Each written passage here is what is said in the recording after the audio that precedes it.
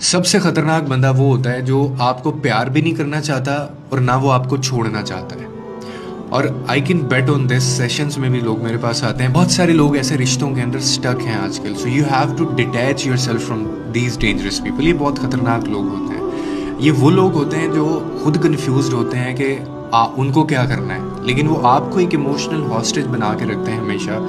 किस लिए? क्योंकि they don't love you, even they don't leave you, छोड़ेंगे भी नहीं आपको।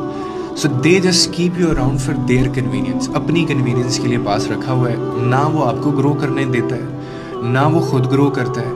और ये ऐसे लोग होते हैं जिनकी प्रेजेंस आपको हील नहीं करती, उल्टा आपको ड्रेन कर रही होती है। और आप क्या करते हैं? यू कीप होल्डिंग ऑन, और आप ये होप कर रहे होते हैं कि जी दिल चेंज, लेकिन वो कभी भी चेंज नहीं होता है। Because they never intended to, उन्होंने कभी ऐसा सोचा ही नहीं होता बदलने का। और ऐसे लोग जो हैं वो आपकी इमोशनल पीस को ख़त्म कर देते हैं, क्योंकि इनका यही काम है। और आप हर रोज़ अपने अंदर ही अंदर आप मर रहे होते हो। तो आपको एक और चीज़ समझनी है कि किसी भी चीज़ का जो ऑब्सेशन होता है ना, वो प्यार नहीं होता। Detachment is not cruelty. आप ये समझ रहे हैं ना कि ये जुल्म है उसके ऊपर। No, it's a self respect. जब कोई बंदा आपकी लाइफ में सिर्फ कन्फ्यूजन और पेन लेके आ रहा है ना, तो उसका जाना ही बरकत है, बेहतर है, हिकमत है। आप छोड़ दें उसको, क्योंकि कभी कभी letting go is the real love you give yourself. आप करके तो देखें ऐसा, इसमें हीलिंग होती है। बिकॉज जो शख्स आपको सिर्फ रुला सकता है, वो कभी आपकी खुशी की वजह नहीं बन पाएगा ना।